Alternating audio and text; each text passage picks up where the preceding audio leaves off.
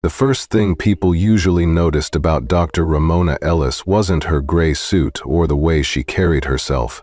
It was the silence she brought with her, the kind of quiet that comes from knowing exactly who you are and never needing to prove it. At 62, Ramona had long learned the art of saying very little and still commanding a room. And this morning, as she walked across the polished tarmac at Charles de Gaulle Airport toward a private Skylux jet, she said nothing at all. She didn't need to.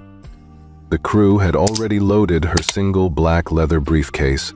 She'd declined the town car, preferring instead to walk the short distance under the soft Parisian morning light. Her heels clicked softly against the pavement, her pace steady but unhurried. Today's flight was bound for Zurich, a quick hop just under 90 minutes. She was scheduled to deliver the closing keynote at the WHO's annual Global Health Conference, where leaders from every continent were gathering to finalize a $72 million zero-cents collaborative initiative on diagnostic tech deployment across underserved regions. Her company, Ellis Global Diagnostics, was leading the charge. The plane, a Gulfstream G800, gleamed like new chrome beneath the sun. Ramona offered the crew a polite nod and stepped on board. Inside, the cabin was as she expected, sleek, whisper quiet, and empty aside from a single flight attendant adjusting glassware in the galley. Only 8 seats, all facing each other with generous spacing and walnut accents. The air held the faint scent of eucalyptus and leather. Classical piano played low in the background. Discreet luxury. Nothing loud, nothing showy. She made her way to seat 2A, the forward window seat on the left-hand side, directly across from the galley. She'd specifically requested it when the itinerary was booked. It offered the best natural lighting, crucial for reviewing the data slides she would present later that evening. Ramona placed her briefcase beside her and gently lowered herself into the plush leather seat. She opened her tablet, tapped in her passcode, and began scrolling through her notes. There was peace in the air, controlled, quiet efficiency. Just the way she liked it. From behind her, a soft voice broke the calm. "Dr. Ellis, welcome aboard. May I bring you a glass of still or sparkling?" Ramona looked up to see the flight attendant, young, well-groomed, a nervous smile on her face. Her name tag read, Jessica. "Still, please, no lemon." "Yes, ma'am." Ramona offered a slight nod and returned her attention to the screen. Lines of code, diagnostic flowcharts, clinical trial data. She'd been up since 4 a.m. analyzing them. She wanted to make sure she spoke precisely, not to impress, but to make the most of the 15 minutes she'd been given on stage. Because if she was going to stand in front of the most powerful public health organizations in the world, she wasn't going to talk at them. She was going to move them. Outside the window, a luggage cart buzzed past. Her mind moved ahead to the speaking hall in Zurich, the meeting afterward with WHO leadership, the journalists, the post-conference press briefing. She made a mental note to remind her assistant to reschedule the interview with The Lancet. She'd asked to delay it until after she could confirm the partnership numbers. She sipped the water when Jessica brought it. Just the right temperature. No lemon. Everything in that moment was exactly in place. And yet, somewhere deep in her, past the polished layers of CEO composure and professional calm, there was a flicker she'd grown accustomed to over the years. Not fear, not paranoia, just awareness. A soft, persistent question she never entirely escaped. Will today be the day I'm reminded, again, that some people don't care who I am once they see what I look like? She pushed the thought aside. This was a chartered executive flight. The guest list was cleared, protocols were precise. There was no room for that kind of nonsense here. At least, that's what she told herself. Until she heard the voice. It came from the steps outside the aircraft, followed by the sharp click of expensive heels and the casual scuff of a designer tote dragging across the floor. "Oh, I always sit there." Ramona didn't look up right away, but she heard the voice. Young, white, entitled. American accent, though trained in London finishing school airs. Clarissa Holtz. Ramona knew the name. She'd seen it briefly in the manifest.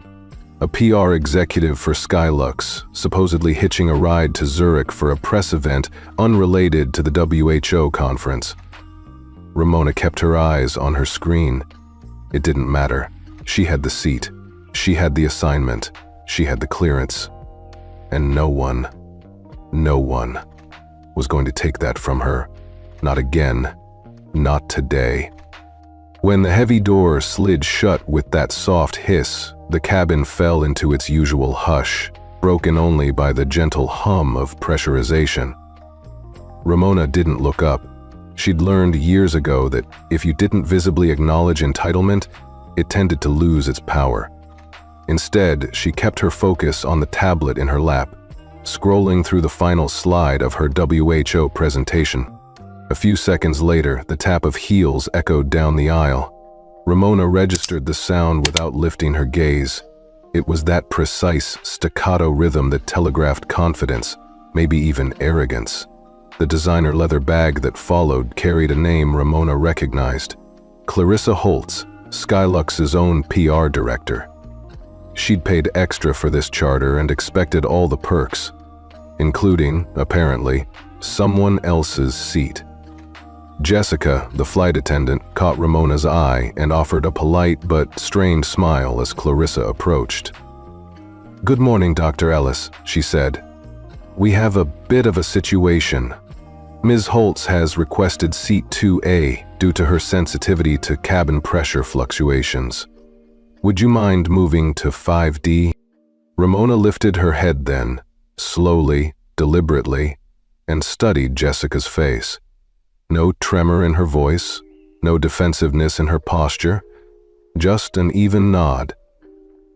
"I'm sorry," she said softly, "but I specifically requested seat 2A for the lighting and table space. I need to review my charts before landing." Jessica's smile faltered and she glanced toward the galley, where a second attendant hovered. The implicit message was clear. A VIP said she wants that seat, but etiquette demanded she phrase it as a request. "I understand, ma'am," Jessica said. "However, Ms. Holtz is here on urgent business. It would mean a great deal if you could accommodate her." Ramona pressed her lips together, serene on the surface but simmering inside. She saved her response until Jessica released her gaze. "I'm afraid I can't," she said. "This is my assigned seat.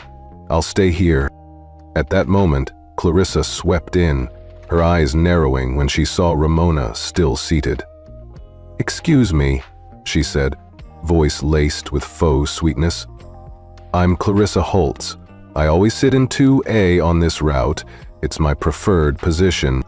Ramona tilted her chin slightly, meeting Clarissa's stare before glancing back at Jessica. "Believe me, I understand preference," she said quietly. "But I booked this flight early.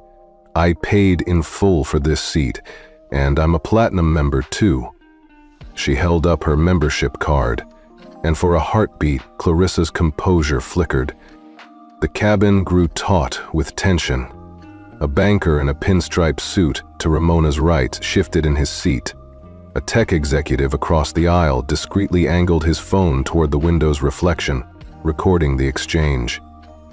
Ramona sat perfectly still, as if she were part of the seat itself. The silence pressed against Clarissa's carefully applied lipstick. "Well," Clarissa said, tapping her watch. The gesture looked rehearsed, as though someone had coached her on how to telegraph impatience. "I have an important call before landing. I really can't sit anywhere else." Ramona took a measured breath and closed her tablet. "Then I'm afraid there's nothing I can do for you," she replied. No anger leached into her tone, just the clarity of a fact. Clarissa's jaw clenched. Jessica bit her lip. The other passengers sat forward, sensing the clash of wills. Without another word, Ramona reached for her briefcase. She buckled her seatbelt, zipped her bag, and stood. Her movements were smooth, almost rehearsed. "I can use seat 5D, she said. "Thank you." Then she stepped into the aisle, compact but commanding in that carbon fiber frame. A hush spread through the cabin as all eyes followed her to her new spot. Some faces held admiration, others confusion. Ramona settled into 5D with the same composure she'd shown in 2A. The transition was complete. No drama beyond her leaving a vacancy behind. Clarissa slipped into 2A, her expression carefully neutral. "Thank you, Dr. Ellis," Jessica said, offering a tray of bottled water that Clarissa accepted without looking at Ramona. The tension rippled through the cabin like a silent current. Ramona glanced around.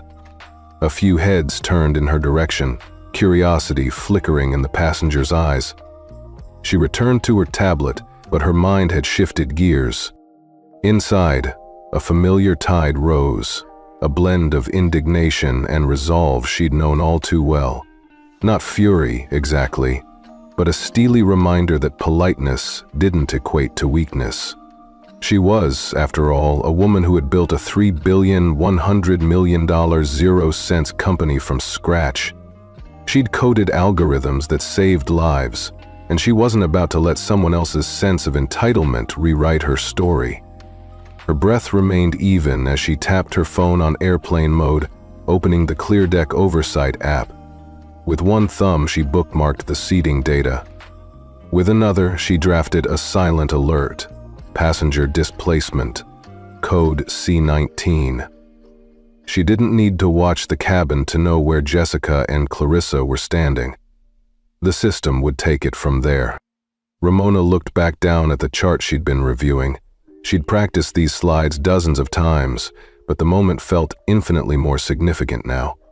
Not because of the data on her screen, but because of what it represented. Equal treatment, accountability, and the quiet power of standing one's ground. The seatbelt sign blinked off. The engines rose in pitch as the jet taxied for takeoff. Jessica and the other attendant moved down the aisle, picking up the service pace. Glasses tinkled. Passengers exchanged glances over their phones, but in that controlled hum of first-class luxury, one thing was already changing: the narrative. And it wasn't about who sat where anymore. It was about who decided. The cabin settled into a gentle lull after takeoff, soft overhead lights glowing like distant stars. Ramona returned to her tablet, but her focus fractured at the edge of her awareness. A whisper, low enough not to carry, but loud enough for her to catch. She didn't have to look up to know who it was. "Some people just don't know their place," Clarissa murmured, loud enough for the two passengers beside her. No matter how sharp their suit is. Ramona's breath stilled. She felt the sting of those words, an echo of 1,000 moments where civility masked contempt. Around her, fellow travelers shifted in their seats.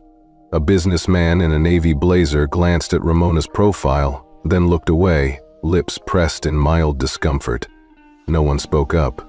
No one offered a courtesy apology or challenged Clarissa's presumptuous tone.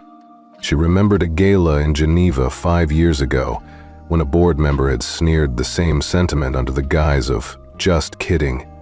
She recalled the heat rising in her chest, the temptation to snap back, to break decorum with a sharp retort. But she'd learned long ago, there was power in control, in invisibly absorbing the insult, storing it like a ledger entry against future reckoning. Instead of reacting, Ramona inhaled slowly. She closed her eyes for a fraction of a second, feeling the familiar weight of her own dignity resting in her shoulders. She straightened her spine, pressing her palms against the armrests.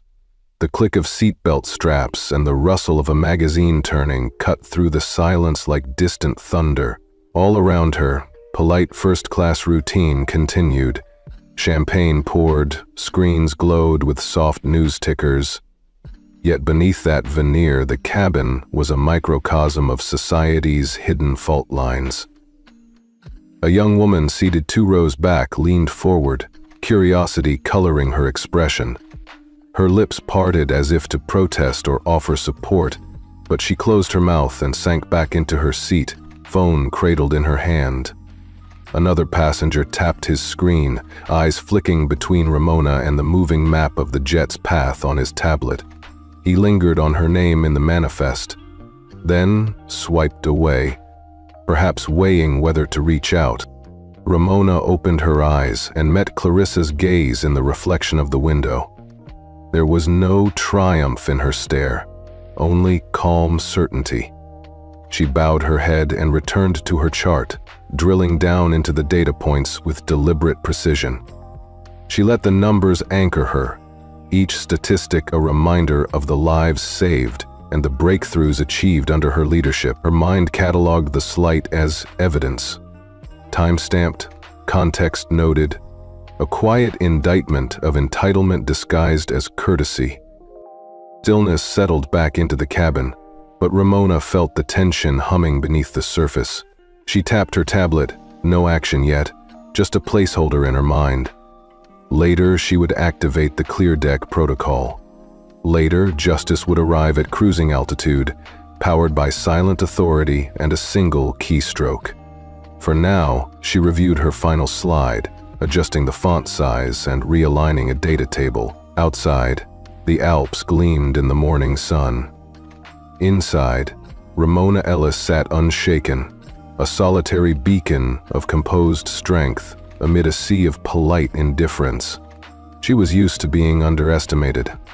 Very soon, they would learn how far that mistake could go. The first-class cabin had settled into the soft rhythm of cruise altitude. Light filtered through oval windows, painting gentle stripes of dawn across Ramona's face. She sat in seat 5D now, her briefcase stowed securely on the shelf above, and allowed herself a moment to breathe. The data slides on her tablet glowed softly, but she resisted the urge to dive back in. Something else required her focus. Ramona glanced towards seat 2A, now occupied by Clarissa Holtz. The PR director lounged comfortably, scrolling through her phone as if nothing had happened. Jessica and the other attendant moved past, attending to water refills and warming towels with polite efficiency. The cabin's hum felt deceptively peaceful. But Ramona knew better. Beneath the veneer of uniform service lay a network of human judgments and unspoken assumptions. She tapped her tablet's screen one last time, saving the chart she'd just reviewed. Then she slid it shut and set it aside. Reaching into the inside pocket of her blazer, she withdrew her smartphone, an encrypted device issued by ClearDeck Oversight. It looked unremarkable, a matte black slab void of logos or flashy trim. Only those who knew would recognize it. She switched it to airplane mode, a flick of her thumb and index finger. Her movements were deliberate but unhurried, a testament to decades of practice. Decades spent turning tension into strategy. The cabin lights dimmed slightly for a service trolley, and she waited for the glow to settle before opening the ClearDeck app. The interface was spare. A single search bar, one button labeled Report Incident, and a numeric keypad beneath. She tapped Report Incident, and the keypad lit up. On the screen, a small prompt read, CSS, Sao Chepchin Shua, Incident Code. Ramona's thumb hovered over the display briefly. Code C19. It signified displacement of valid passenger for non-safety reasons. A calm voice in her head reminded her this was the threshold for immediate review and potentially locked-down protocol. She entered C19, then typed in a short description, her thumbs moving with practiced precision. As Code Sao Chep Chinswa 2A greater than 5D shift. Forced on valid platinum member. VIP entitlement overrode booking protocol. Time chap 7:42 CE. She tapped submit. A subtle vibration confirmed the report was sent. No on-screen fanfare, no confirmation pop-up. The system was designed to silently alert the ClearDeck command center without tipping off the cabin crew that a complaint had been lodged. It respected the principle of justice in stealth. Ramona slid the phone back into her pocket. Her heart rate barely moved. She settled back into her seat and reopened her tablet, this time to the landing checklist for her presentation, but her mind floated above the numbers. In a moment, a cascade of actions would unfold. Encrypted signals would trigger an audible alert in the galley, warnings would ripple through the cockpit, and the chain of command would shift, but none of that would be visible to anyone here, at least not yet. The cabin remained unremarkable. Champagne flutes tinkled, soft jazz spilled from the overhead speakers, and a light breeze from the ventilation system brushed against the passengers' necks. The Gulfstream's engines purred at a steady whisper. It was exactly the kind of environment that lulled people into complacency, an environment Ramona had chosen precisely because its comfort masked the undercurrents she intended to expose. She leaned forward, tapping lightly on her tablet as if nothing had changed. She reviewed the slide showing the proposed rollout of portable diagnostic kiosks to rural clinics. She adjusted a bullet point. She glanced out the window at the clouds drifting below. She didn't look at Clarissa. She didn't need to. The message had been sent. 10 minutes passed. She felt the first thread of anticipation coil in her stomach. Not fear. No, this was something she welcomed. It was like preparing for a piano recital she'd practiced 1,000 times. She'd sent her note. Now she awaited the response. In the galley, Jessica glanced up as an amber light blinked above the service panel. It was a light she'd never seen before. She hesitated, then ducked inside to investigate. Behind the curtain, the light blinked again, faster now. Jessica frowned, tugging the panel open with a curious glance over her shoulder. She found a code on a digital display. UML, Sauchepchin Sewer. Incident, C-19. Oversight Command Center notified. Response etiquette 5 minutes. Her breath caught. She knew what C-19 meant. She'd studied the protocol manual earlier that week. Any time that code appeared, a full review was imminent. A hush fell over her. She straightened her posture as if bracing for bad news, but she didn't know whose news it would be. Back in her seat, Ramona watched Jessica's small silhouette through the opening of the curtain. She allowed herself a slight nod of acknowledgement. Everything was proceeding as planned. At the forward cabin bulkhead, a red phone in use icon flicked to life. Captain Reynolds exchanged a worried look with his first officer. The cockpit door clicked open, and the captain's head peeked out. The door closed almost immediately, but the damage was done. Something unusual was in motion. Passengers noticed. The banker in the blazer leaned forward, whispering to his neighbor. The tech executive tapped his screen, expanding the manifest view and noticing a new icon beside Ramona's name, a tiny exclamation point. He frowned, as if trying to decide whether to mention it to the person next to him, then tapped his phone and started typing. Ramona took a breath. She didn't glance up. She didn't even adjust her posture. She simply returned her attention to the tablet's screen, calmly scrolling through her speaker notes. Underneath the business-as-usual veneer, adrenaline sparked quietly in her veins. She had done her part. Now, she would let the protocol do its work. The next chapter of this flight was already writing itself, an unseen hand guiding every subsequent move. Ramona reflected on how often people underestimated silence. They assumed that without words, there was no power. They believed authority needed a voice loud enough for the world to hear. But she, better than most, knew that silence could pack the loudest punch. And when that punch landed, it would echo far beyond this cabin, beyond the walls of first class, beyond the tarmac, all the way to the heart of Charles de Gaulle Airport itself. In that moment, Ramona Ellis closed her eyes and allowed herself just a single silent smile. The cabin's soft hum returns after Jessica ducks behind the galley curtain, but something feels off. Passengers settle into their screens and champagne flutes, yet there's a subtle undercurrent, like a guitar string plucked out of tune. Ramona senses it first, an almost imperceptible shift in the air.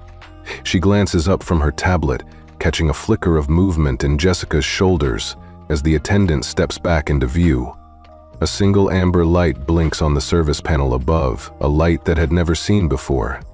Jessica exhales, her professional mask momentarily slipping. She shares a quick, uneasy look with the second attendant, Miguel, who's carefully polishing wine glasses at the front. "Did you see that?" she whispers, voice low enough that only Miguel can hear. He nods, eyes widening. "That's the C-19 alert," he says under his breath. "It flags any time a valid passenger is displaced for non-safety reasons. Protocol says we investigate immediately." Jessica forces a nod and straightens her shoulders, but her heart races. Clarissa, perched in 2A, glances up from her phone. "What's going on?" she asks in a clipped tone. Miguel offers a polite, "Nothing to worry about, ma'am. Just a routine systems check." Clarissa narrows her eyes, lips pressed in a tight line. "Well, it's distracting," she huffs, waving a hand. "Keep it quiet, please." Jessica bites her lip, torn between following procedure and placating her view. She looks to Ramona, seated a row back, serene as ever, and hesitates. Clarissa's glare snaps her back into action. Across the aisle, a businessman in a navy suit glances up from his laptop. He notices the amber light and leans closer to his colleague. "You see that?" he murmurs, but the colleague shrugs and focuses on the in-flight map. 2 seats down, a young woman in a floral scarf frowns at the screen above the bar. Her finger hovers over the record button on her phone. Ramona spots her curiosity and gives a brief, almost imperceptible nod of acknowledgement before returning her gaze to her tablet. That nod feels like a pact. They both know something unexpected is unfolding. In the cockpit, Captain Reynolds pauses mid-adjustment of the throttles. His co-pilot watches the door ajar and raises an eyebrow. The red call-in-use light flickers at their feet.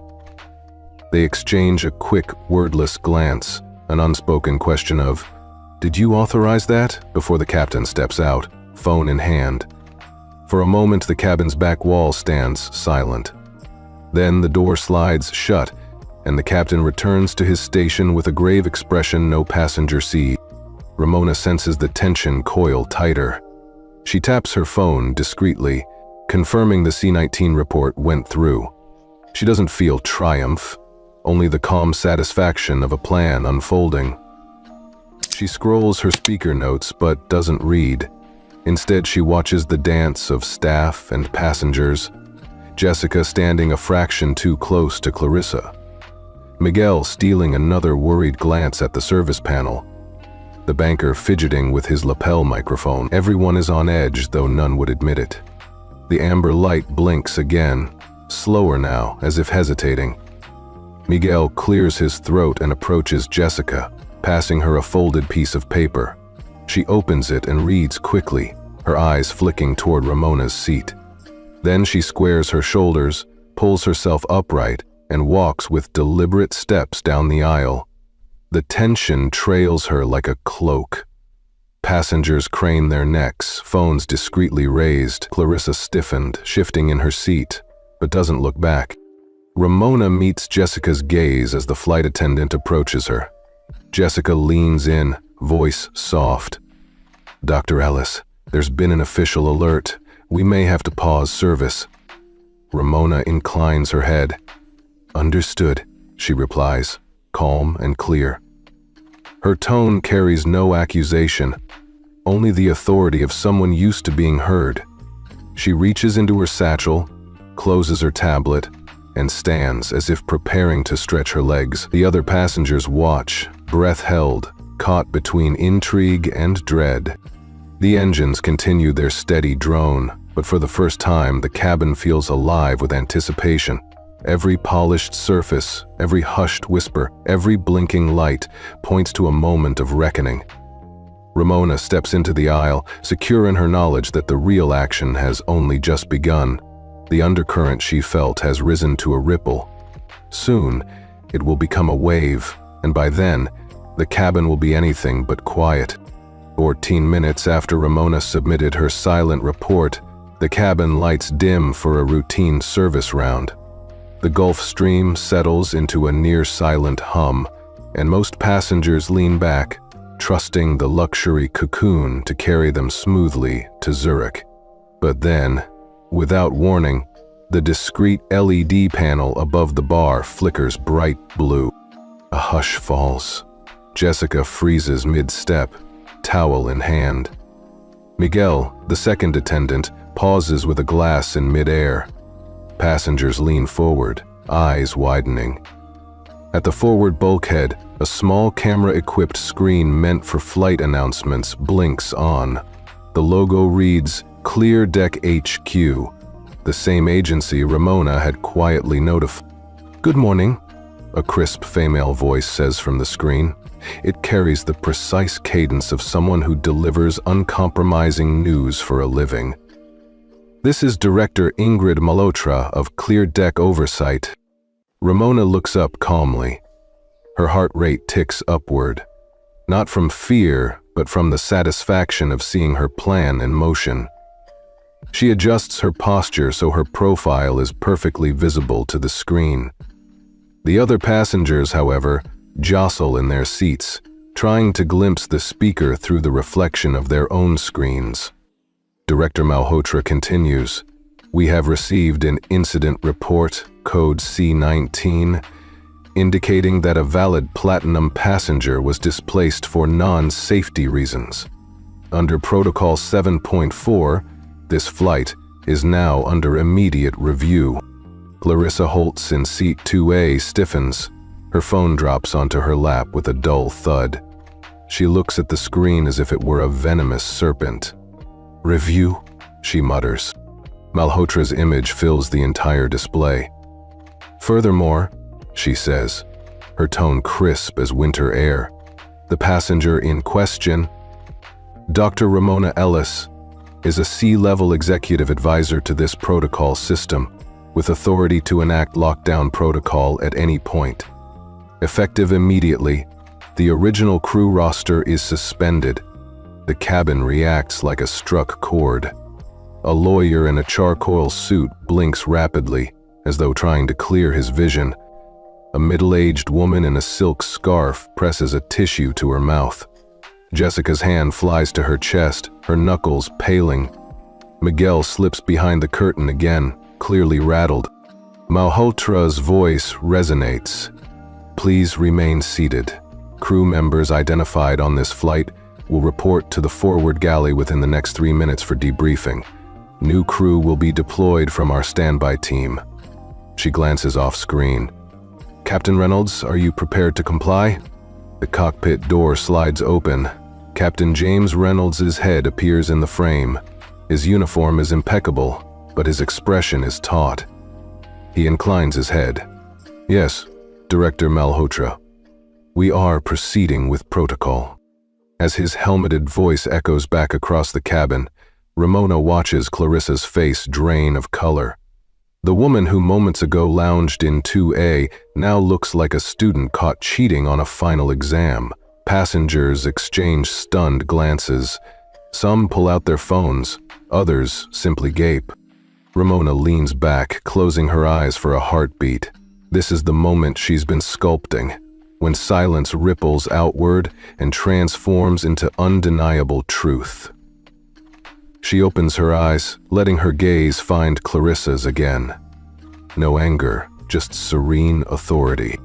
Jessica reappears at the curtain, gathering her composure. She steps into the aisle, voice trembling. Ms. Holtz, please follow me to the galley. Clarissa rises mechanically, shoulders hunched. She steadies herself by gripping the armrest, then steps gingerly toward the back, her designer tote slipping from one arm to the other. Passengers watch with held breath. The banker half rises, whispering to his companion, "I think she's being escorted off." The companion shakes a head, mouth agape. Ramona allows a small, almost imperceptible nod, an acknowledgement not of triumph, but of justice served. She returns her attention to the screen as Director Malhotra wraps up. "Thank you for your cooperation. We will now proceed under lockdown protocol for the next 2 hours. Thank you, Dr. Ellis, for upholding the standards we all aspire to." Malhotra's image fades, replaced by a plain protocol-engaged message blinking in red and white. The cabin lights gradually brighten back to normal, but the atmosphere has irreversibly shifted. Miguel emerges from the galley delivering fresh towels with a stiff smile. Jessica refills water glasses with trembling hands.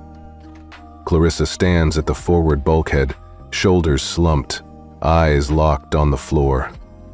Ramona returns to her tablet, but the familiar glow of the screen feels secondary now. She watches as a brand new crew member slides into the flight attendant role, quiet, efficient, untainted by prior bias. A new attendant offers Ramona a glass of water. She accepts with the same courtesy as before, as if nothing out of the ordinary has happened.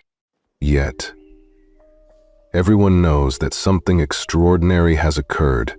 The hum of the engines feels charged, as if the plane itself carries an electric tension forward. Passengers whisper in hushed tones, "Did you see that? She really did it." "That was Dr. Ellis?" Ramona feels a soft swell of vindication, tempered by her habitual reserve. She never sought spectacle, only fairness. She taps her phone one more time, confirming the protocol status. Then, with composure intact, she reopens her speaker notes, ready to transform her next slide into a call for global health equity. Beyond the windows, the Alps grow closer, sunlight sharpening their peaks. Inside the cabin, a quiet revolution has taken place. Power wielded without fanfare, justice delivered without violence. It's the kind of moment Karma Telltale's viewers live for. A moment where the underdog stands tall and the entitled face the consequences, all executed with dignity and finesse. Ramona leans back and breathes in.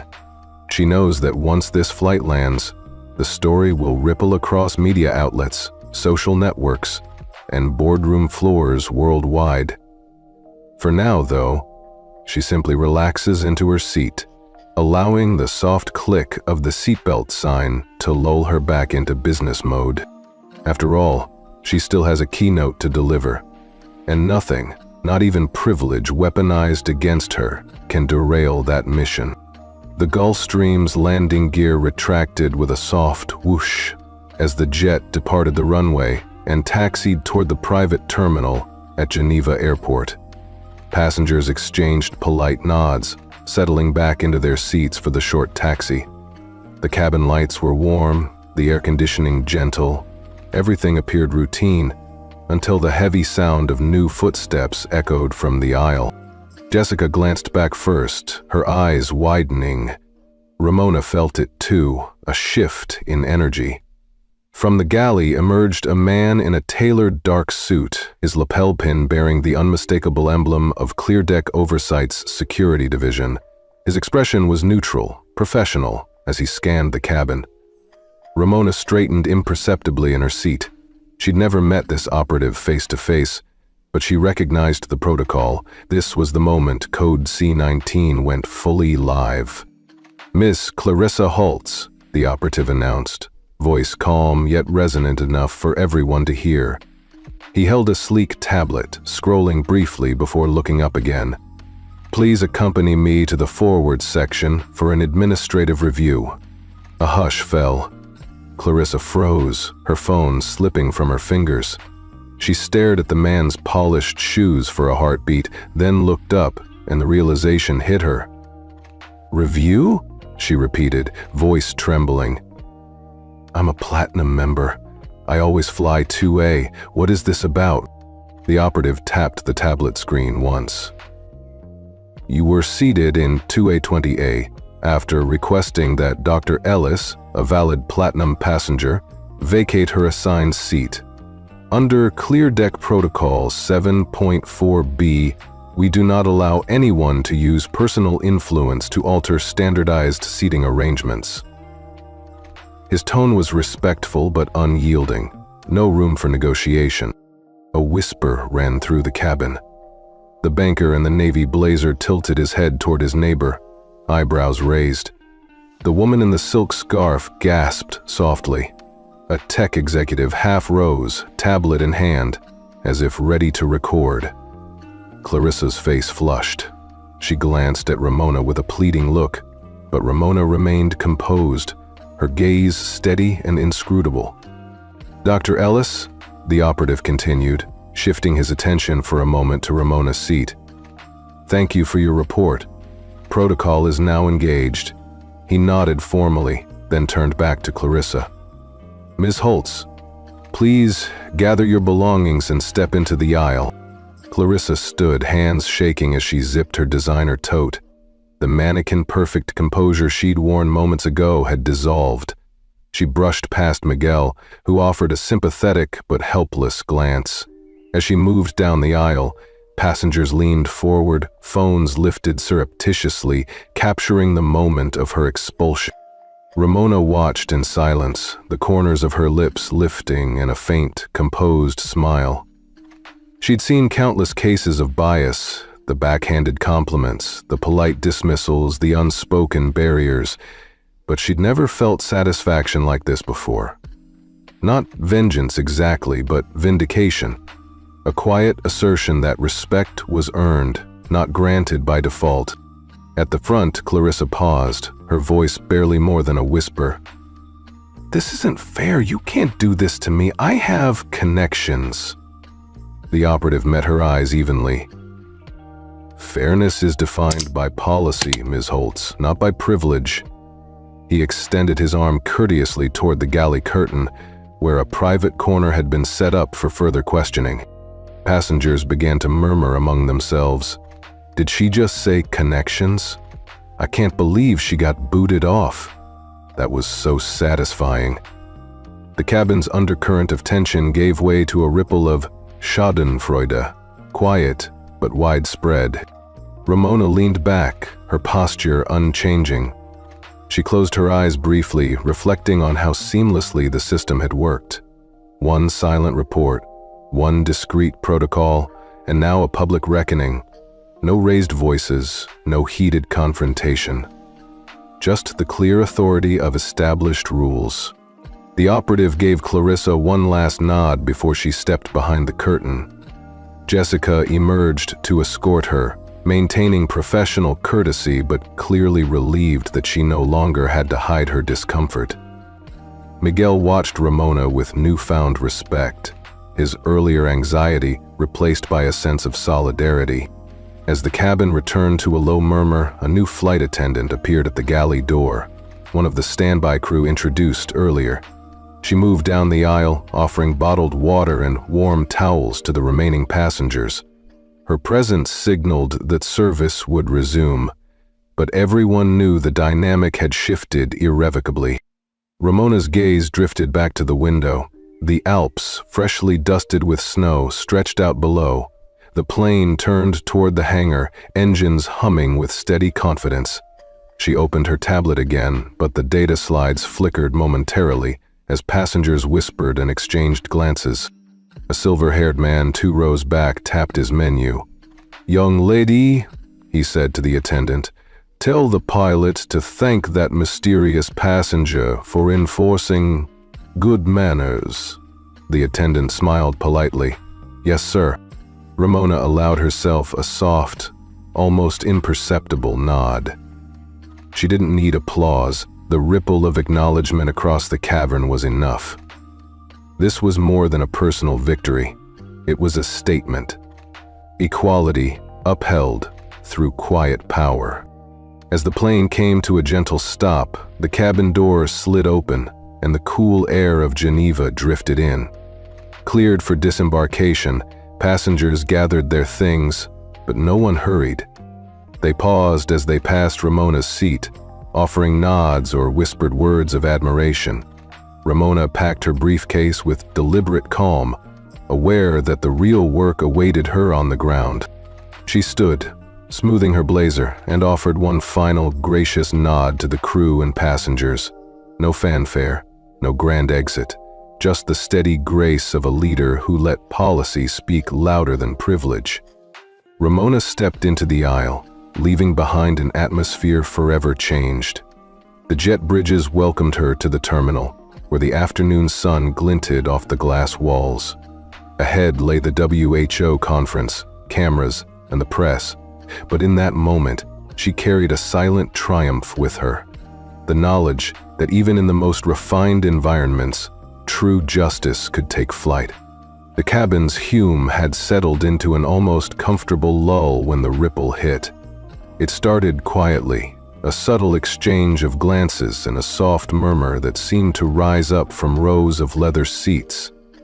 Ramona looked up from her tablet as if she were merely adjusting her posture, calm, composed, yet inside she felt the shift like an electric current. Across the aisle, the banker in the navy pinstripe had leaned forward, his eyes focused not on his ledger but on her. His mouth moved in a slight smile of recognition, and he dipped his head in a brief, respectful nod. Moments later, a woman in a floral scarf, a Paris-based epidemiologist Ramona had met at a Geneva symposium, stood and cleared her throat delicately. "Dr. Ellis?" she asked, voice barely above a whisper. "Pardon the interruption, but I couldn't let the moment pass. Thank you for what you just did." Her companions turned to look, curiosity sparking in their eyes. The epidemiologist's words carried weight. She wasn't just acknowledging a business transaction, but a moral stand. The woman reached into her tote and produced a business card. "If you have time later, I'd love to collaborate on that portable diagnostic project." A ripple of approval followed. A tech entrepreneur, one who had been documenting the flight on his phone, lowered his device with a grin. "That was something," he murmured to his neighbor. She didn't raise her voice, she just did it. His companion nodded, glancing at Ramona with new interest. Even the cabin crew, now reduced to a skeleton staff after Protocol 7.4b had reorganized the roster, seemed to move with extra deference. The new attendant, quietly efficient, offered to refill Ramona's water glass first, bowing her head in a gesture of genuine respect rather than obligation. Ramona sank back into her seat and allowed herself a small, appreciative smile. She hadn't craved applause, but the recognition felt like warmth on chilled skin. In her peripheral vision, she saw Clarissa's abandoned tote discarded at the bulkhead, its designer pattern mocking in its opulence. That too had changed. Clarissa's seat remained empty, a silent testament to the consequences of entitlement. A cluster of passengers whispered among themselves, recounting the stewardess's dispatch of the PR director to the galley-turned-investigation room. Phones recorded the moment, but nobody filmed Ramona now. They understood the moment belonged to her alone. Overhead, the service lights had brightened, signaling that in-flight refreshments would resume. The new attendant glided past, offering warm towels with a soft "ma'am" that carried genuine courtesy. No condescension, no forced smiles.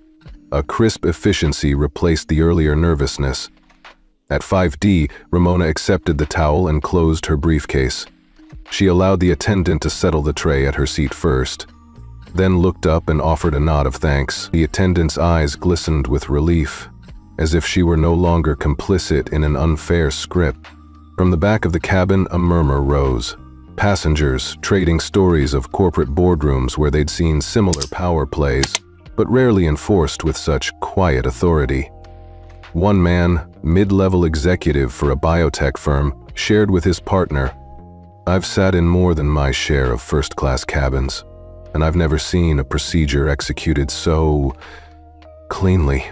No argument, no tantrum, just policy. His partner, a marketing VP, smiled and tapped the in-flight Wi-Fi icon, forwarding a message. Dr. Ellis just changed the rules of engagement in here.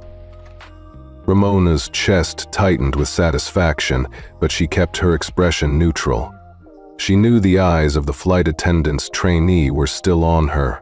Every move she made was a lesson in dignity. She opened her tablet again, but instead of finalizing speaker notes, she reviewed the passenger manifest. She mentally thanked those who'd shown solidarity, and she cataloged the names of those she might call on later, for collaboration, for shared advocacy, for building the network of allies she'd always needed but never expected in high-altitude cabins. Outside the window, the Alps rose like silent sentinels, their peaks catching the early sun. Inside, a private revolution had quietly unfolded. A single, silent report had cascaded into a moment of communal awakening. Ramona pressed her finger to her temple, feeling the familiar flicker of purpose ignite. Soon, she would need to land in Geneva, step onto the tarmac, and prepare to bring that same blend of calm authority to the conference hall. But for now, she let herself savor the afterglow of justice served in the most unlikely of courts. A first-class cabin at 37,000 feet. The cabin lights dimmed as the attendant completed her rounds, and the engines thrummed with steady power. Passengers reclined, and the ambient playlist resumed at a gentle volume. But Ramona didn't reopen her tablet. Instead, she leaned back, eyes closed for a moment, breathing in that rarefied air of victory. No dramatic showdowns, no raised voices, just the quiet authority of a woman who had sat in silence, and whose silence had spoken louder than any words. By the time Dr. Ramona Ellis's Gulfstream taxied to the VIP terminal in Geneva, the sun had dipped below the horizon, casting long violet shadows across the tarmac. Inside the cabin, the aftermath of lockdown protocol still hummed in hushed conversations. Crew members quietly debriefing in the galley, passengers leaning toward one another in low tones, and the soft clink of champagne glasses as the new attendant made her rounds. But Ramona, for her part, sat back in seat 5D and closed her eyes for a moment, feeling a sense of calm she rarely afforded herself. She'd imagined this moment many times, the soft glow of cabin lights, the gentle turbulence of prestige, the knowledge that a simple action could reverberate far beyond these leather walls. Now, though, the real work had just begun. Rising gracefully, she gathered her briefcase and slipped off the plane, her heels clicking a confident tap-tap against the jet bridge. A town car waited curbside.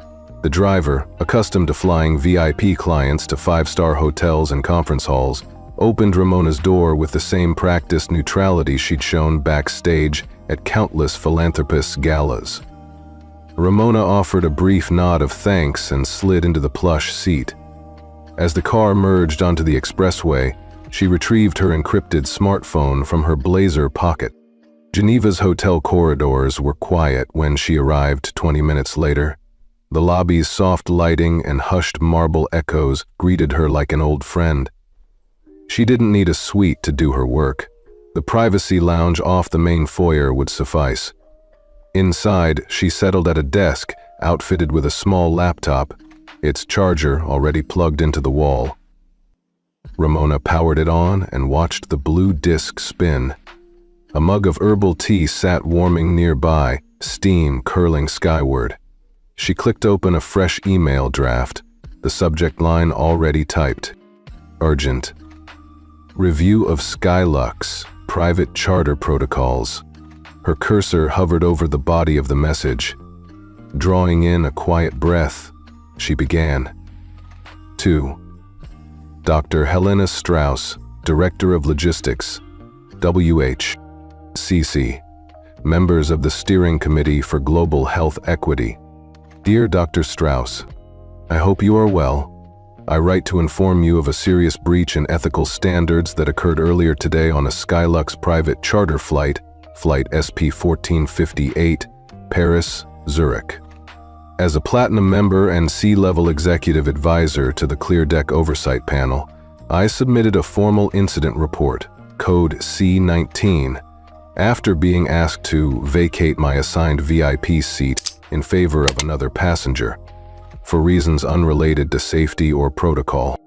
ClearDeck Protocol 7.4b has now been enacted, resulting in a temporary lockdown of operations at Charles de Gaulle and an administrative review of the entire crew.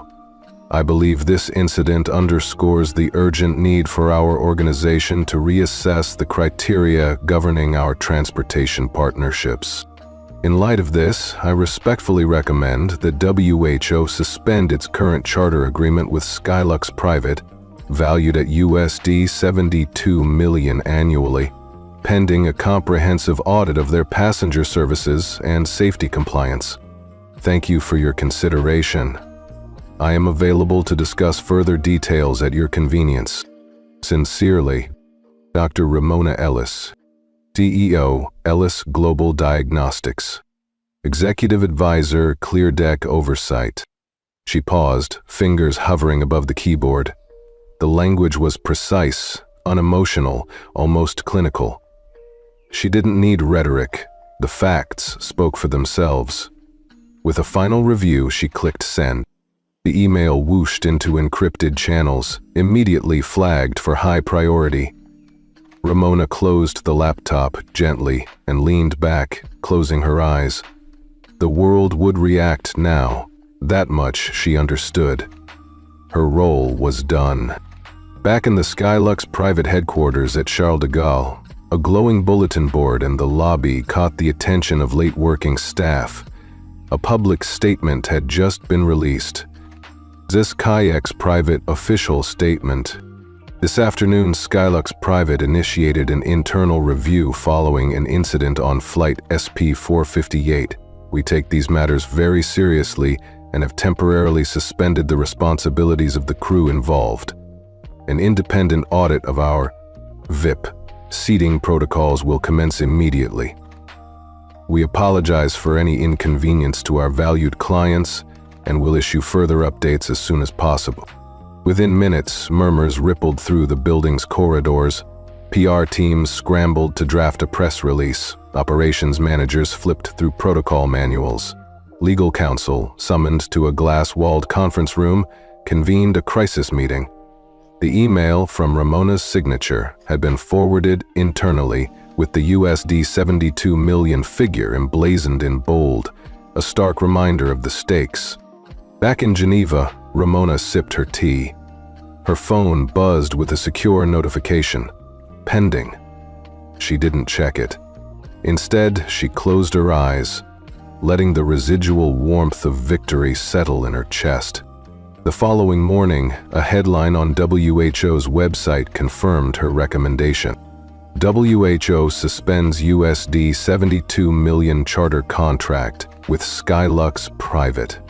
In response to a formal incident report involving discriminatory seating practices affecting a platinum member with oversight authority, WHO has paused its agreement with Skylux Private. The suspension will remain in effect until a full audit ensures compliance with ethical and safety standards. Simultaneously, global news outlets picked up the story. Black CEO shuts down $72.00 M charter contract over injustice. High-altitude justice. WHO halts Skylux private deal. Social media exploded with videos of Ramona's composed walk through the cabin captioned, "Silence, louder than prejudice." LinkedIn feeds buzzed with commentary from corporate leaders, applauding her integrity. In Geneva's lobby, the same epidemiologist who'd reached out on the plane greeted Ramona with a smile and a grateful handshake. The tech entrepreneur from seat 3B tracked her down, offering a congratulatory nod. Even the concierge offered a respectful tip of the cap as she passed. Ramona accepted these acknowledgments with a quiet grace.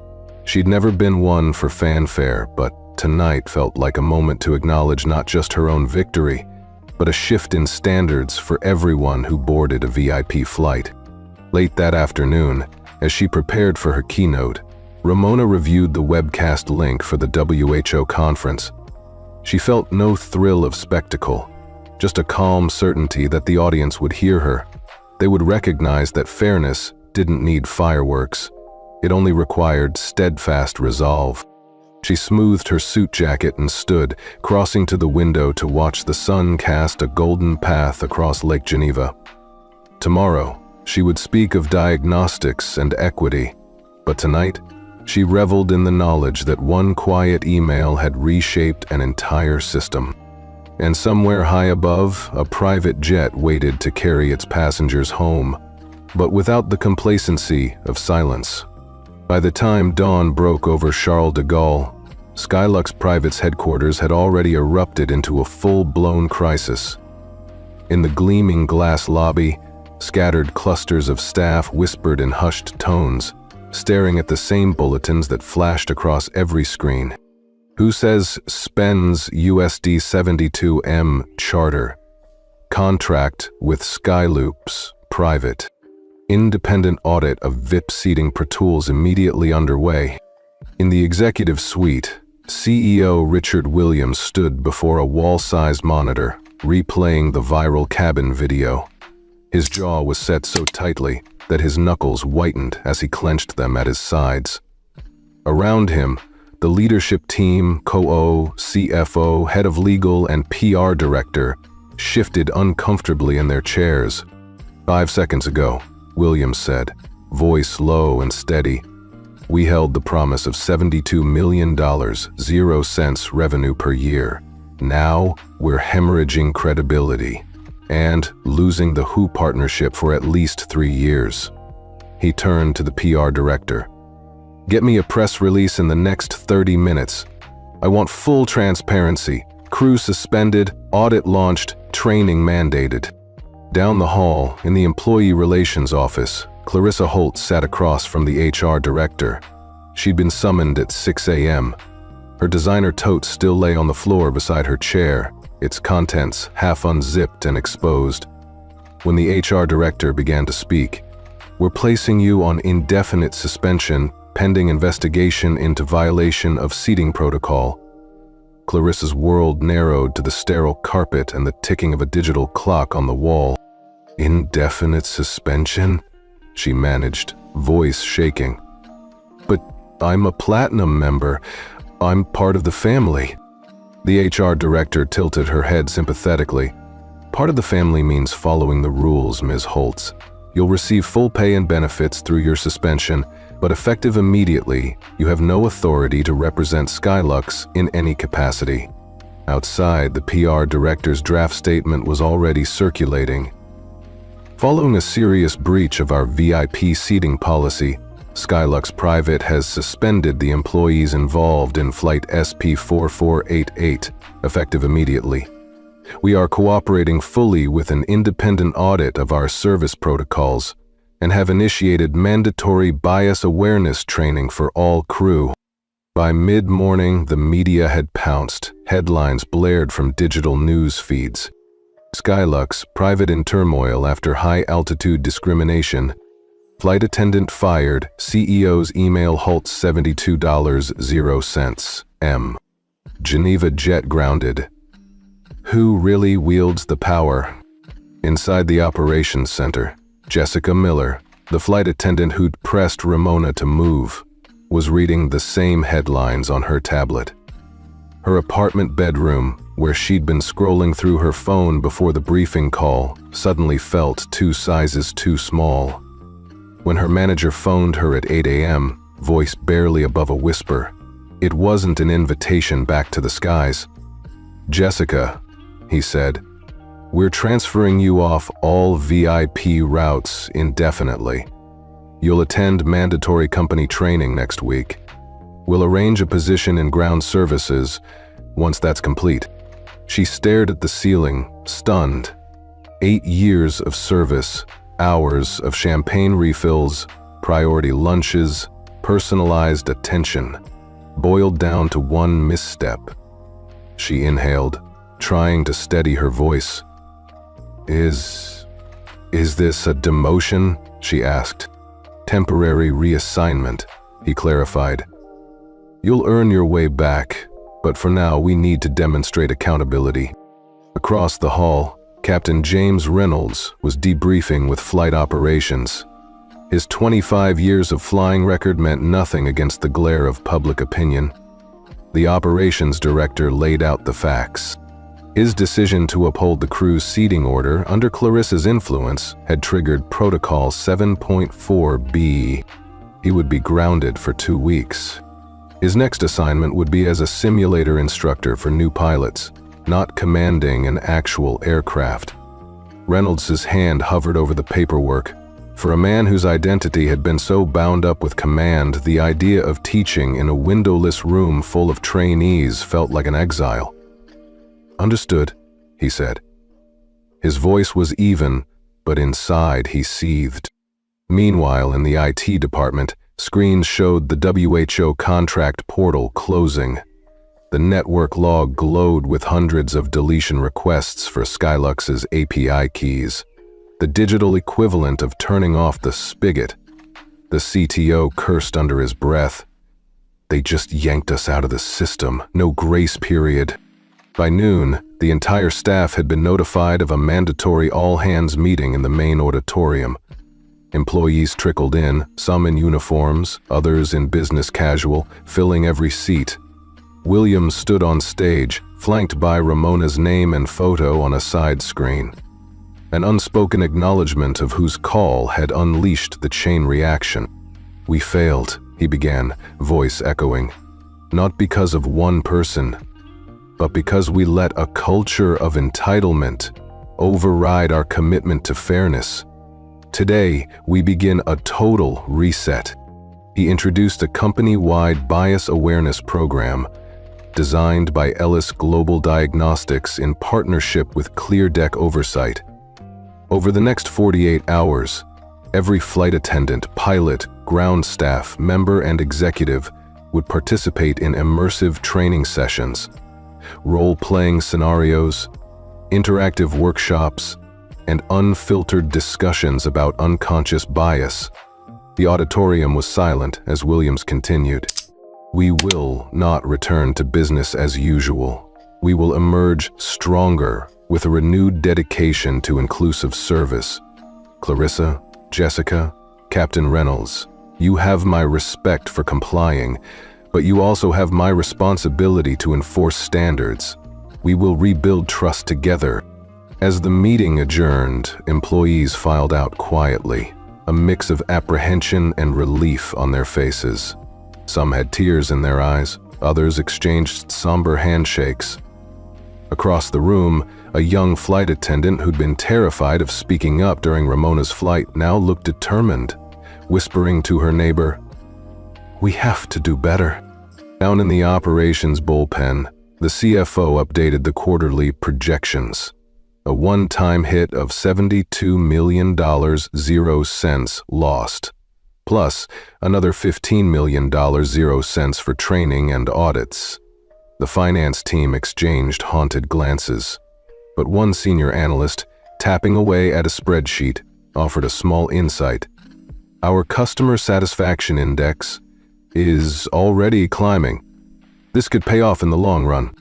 By the end of the day, Skylux Private had weathered its worst PR storm in a decade, but it had begun to chart a new path. And somewhere in Geneva, Dr. Ramona Ellis prepared to take the stage, confident that her silent call had reshaped not just a single flight, but the culture of an entire airline. The morning sunlight filtered through the floor-to-ceiling windows of Zurich's Tonhalle, casting a warm glow over the grand hall where the WHO's Global Health Conference was about to begin. Ramona Ellis stepped onto the stage with the quiet confidence of someone who knew exactly why she was here and what had happened just hours before. She wasn't the typical opening act, no flashy slide deck, no fanfare, just a poised woman in a gray pantsuit, ready to address an audience that now saw her not only as a CEO but as a champion of integrity. As she approached the podium, a constellation of spotlights followed her in gentle arcs. The hall fell silent. Chairs, creaked as attendees shifted forward, anticipation rippling through the crowd. Delegates in tailored suits and lab coats alike turned, their expressions a mix of curiosity and respect. Ramona paused, took a breath, and allowed herself a single, subtle smile.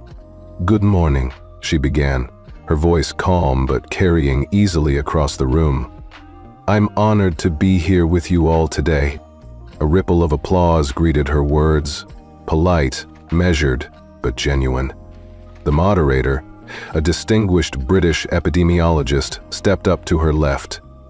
He cleared his throat and said, "Ladies and gentlemen, it is my privilege to introduce Dr. Ramona Ellis, CEO of Ellis Global Diagnostics, who not only revolutionized diagnostic technology, but also reminded us yesterday what it means to stand for justice." At Stand for Justice, the audience rose to their feet in a standing ovation. Ramona felt the applause like sunlight on her skin. She lifted her hand in acknowledgement, her gaze sweeping the room. There were heads nodding, eyes bright with admiration. A delegation from the African Union waved discreetly. The young student she'd met during coffee break in yesterday's VIP lounge gestured wildly, as if she couldn't contain her excitement. When the clapping subsided, Ramona leaned in slightly, resting her hands on the podium. "Thank you," she said softly. "Yesterday I boarded a plane expecting a routine flight. Instead, I witnessed what happens when privilege outweighs protocol, and how easily trust can be broken. I chose to report an incident of bias not because I sought attention, but because I believe our word must be more than a tagline on a presentation." She paused, letting the statement settle. You could hear a pin drop. Then, in the air, under the Clear Deck protocol, we saw that accountability doesn't require spectacle. It requires courage. And sometimes it requires silence. A murmur of agreement swept the hall. Ramona's mind flicked back to the cabin, the amber light blinking, the pilot stepping out, Clarissa Holtz softly obeying her escort. That memory fueled her next words. Innovation in healthcare is not solely about new machines or algorithms. It's about ensuring that every patient, regardless of background, receives equitable treatment. Yesterday's reaction wasn't just about seating arrangements.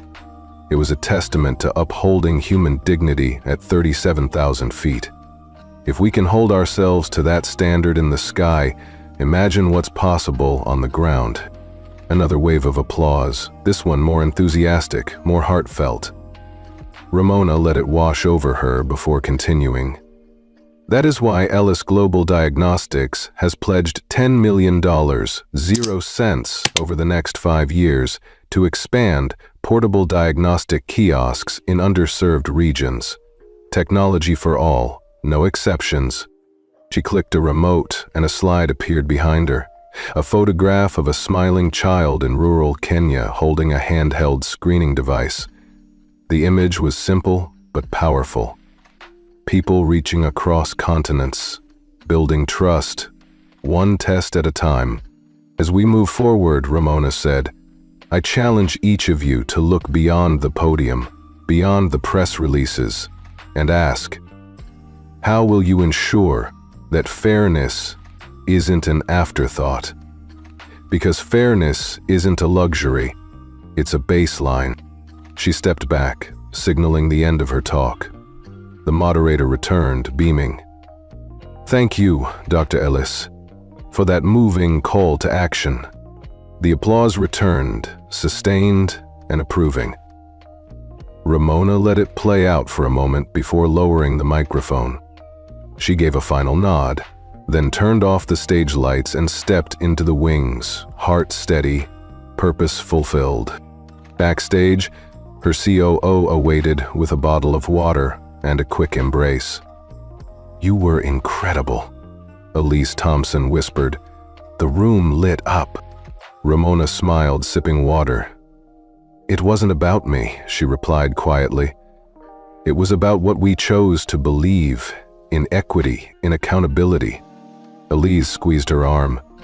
Your story is going to resonate. Trust me. Outside the conference hall, media crews clustered, seeking interviews.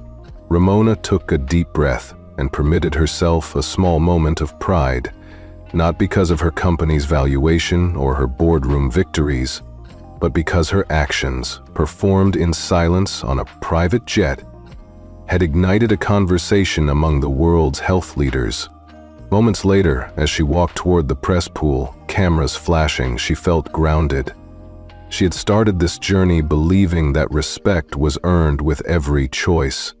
Now, she knew it had taken only one. One seat, one report, one silent assertion of what's right. And in that, she found the truest measure of leadership. By the time Ramona Ellis stepped off the conference stage, the hall was already buzzing with conversation about diagnostics and equity. But for her, the most meaningful moment arrived later that evening, back in the quiet of her Geneva hotel suite. She sank into a leather armchair, loosened her tie, and opened her laptop one last time before bed. A new email awaited her in the encrypted inbox, flagged with a small blue ribbon. From S. Dubois. She clicked it open. Subject, thank you. Dear Dr. Ellis, I'm a first-year medical student at the University of Geneva. I was seated in the VIP lounge when, you know what happened on flight SP-458. I watched everything. I've lived most of my life thinking I would always have to step aside, make room for someone else.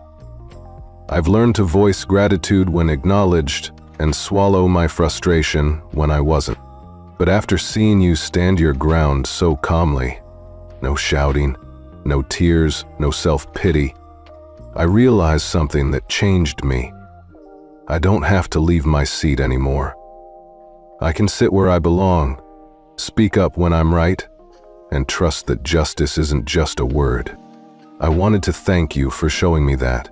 I will carry this lesson with me through every clinic rotation, every patient encounter, and every challenge ahead. With deep respect, Stephanie Dubois. Ramona paused, her finger hovering over the trackpad. Her heart warmed at the candor of the note. A young woman just starting her career, already burdened by the world's assumptions. She remembered her own early days in South Chicago, teaching herself coding while everyone else played, learning to be grateful for scraps of recognition. She knew all too well how easy it was to internalize, "You don't belong here." She typed a reply. Dear Stephanie, thank you for sharing your story with me. What you described, feeling you must always step aside, is something I've carried too. I'm honored that my actions on that flight resonated with you. Here's what I believe. You don't need to shout to be heard. Sometimes, silence and certainty make the strongest statements. Hold your ground, trust your voice, and let your work speak for itself. I look forward to seeing how you will shape the future of medicine. Warmly, Ramona. She hit send, then leaned back and exhaled. Across the darkened room, the city lights of Geneva sparkled on the lake below. It felt peaceful, as though the night itself were applauding Stephanie's courage. Ramona reflected on the journey she'd taken, from a girl coding on a beat-up computer to a CEO who could ground an entire airport with a single report. But more than any business milestone, moments like these, seeing someone else find her own strength, were what mattered most. The true measure of change wasn't in contracts signed or money invested. It was in the lives uplifted, the barriers broken, the quiet revolutions that began with everyday acts of conviction. She closed her laptop and stood at the window, folding her arms as a gentle breeze whispered through the slightly open pane. The Alps loomed in the distance, their peaks still glowing with the last rays of sunset. In that stillness, she felt a profound connection to every woman who'd ever been told she didn't belong, and to every ally who'd chosen to stand beside her. Tomorrow, the headlines would shift to the logistical details of conference panels and diagnostic rollouts. But tonight, Ramona savored this softer triumph. A young student finding her voice because one woman refused to be silenced in first class. It was the kind of legacy she hoped to leave, a reminder that power often speaks quietly, and that every seat, every voice, deserves its place. She turned away from the window and walked toward the bed, mind already drifting to the keynote slides she'd deliver in the morning. But as she blew out the lamp on her nightstand, a final thought settled in her heart. Every time someone tells you to step aside, remember, the seat is yours to keep.